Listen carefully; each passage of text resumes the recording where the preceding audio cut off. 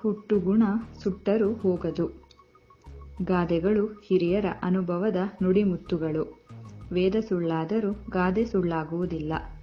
ಗಾದೆ ಮಾತುಗಳಲ್ಲಿ ನಮ್ಮ ಬದುಕಿನ ಸಾರವಿದೆ. ಹುಟ್ಟುಗುಣ ಸುಟ್ಟರೂ ಹೋಗದು ಎಂಬ ಗಾದೆ ಮಾತು ಅರ್ಥಪೂರ್ಣವಾಗಿದೆ. ಕೆಲವರು ಒಳ್ಳೆಯ ಗುಣಗಳನ್ನು ಹೊಂದಿದರೆ ಮತ್ತೆ ಕೆಲವರು ಕೆಟ್ಟ ಗುಣಗಳನ್ನು ಬೆಳೆಸಿಕೊಂಡಿರುತ್ತಾರೆ. ಕೆಲವೊಂದು ಗುಣಗಳು ಹುಟ್ಟಿನಿಂದಲೇ ಬಂದಿರಬಹುದು, ಇಲ್ಲವೇ ಸ್ನೇಹಿತರಿಂದ ಬಂದಿರಬಹುದು. ಇವುಗಳನ್ನು ಹೋಗಲಾಡಿಸಲು ಸಾಧ್ಯವಾಗುವುದಿಲ್ಲ.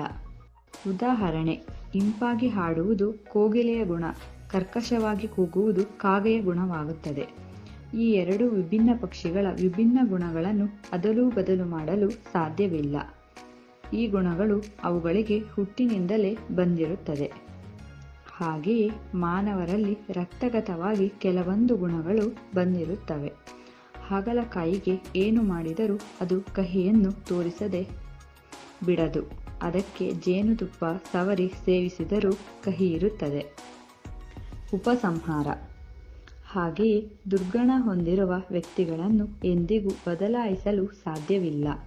ನಿರಂತರ ಪ್ರಯತ್ನ ಪಟ್ಟರೆ ಅಲ್ಪ ಪ್ರಮಾಣದಲ್ಲಿ ಸರಿ ಮಾಡಬಹುದಾದರೂ ಅದು ಕೇವಲ ತಾತ್ಕಾಲಿಕ ಎಂಬುದನ್ನು ಈ ಗಾದೆ ಮಾತು ನಮಗೆ ತಿಳಿಸುತ್ತದೆ.